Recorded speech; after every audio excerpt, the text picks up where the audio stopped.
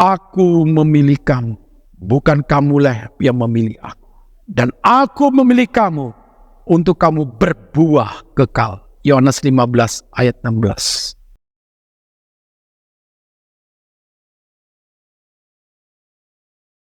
Dari konteks Yohanes 15 ayat 16, 2 Petrus 3 ayat 18, Kolose 2 ayat 7, Efesus 4 ayat 15 sampai dengan 16, kita bisa melihat saudara, pertumbuhan iman kita, pertumbuhan daripada seluruh karakter kita, pertumbuhan daripada seluruh kognitif kita, pertumbuhan daripada seluruh talenta kita, pertumbuhan daripada nilai sosial kita, ketika semua bertumbuh dan berbuah dalam kasih karunia Tuhan. Jadi iman, karakter, kognitif kita, talenta kita, sosial kita bertumbuh. Ternyata bertumbuh punya pondasi dasar karena mengenal siapa Kristus. Apa artinya ini? Artinya saudara, semua pertumbuhan daripada iman kita, karakter kita, pengetahuan kita, talenta kita, sosial kita, hanya kuncinya hanya satu. Engkau selalu haus untuk mengenal siapa Allah kita yang kita kenal dalam Yesus Kristus.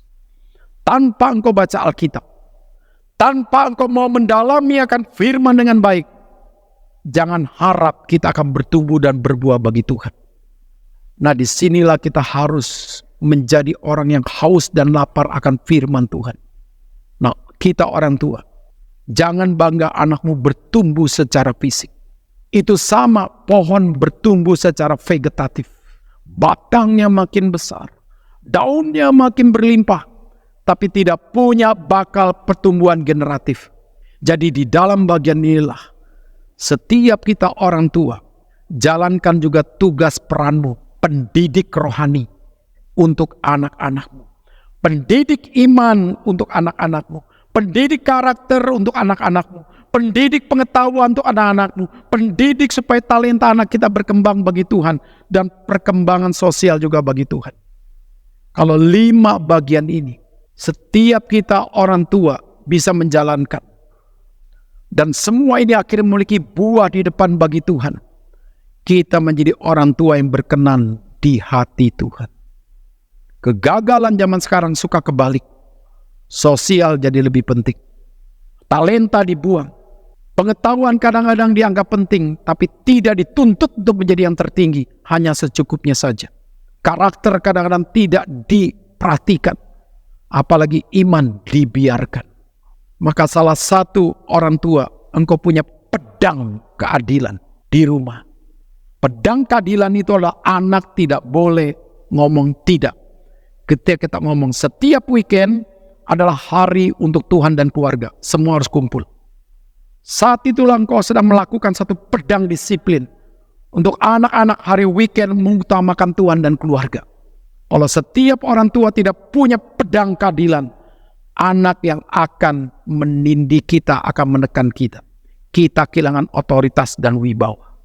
Nah, di dalam bagian itulah saudara, setiap kita orang tua minta wibawa rohani daripada Tuhan untuk kita menegakkan pedang keadilan, supaya apa? Anak mengikuti disiplin rohani berdasarkan nilai tujuan yang kita mau. Nah, di dalam bagian inilah saudara, mari kita menjadi orang yang arif. Mari kita menjadi orang yang sungguh-sungguh bisa menyenangkan Tuhan, karena hidup kita berbuah bagi Tuhan.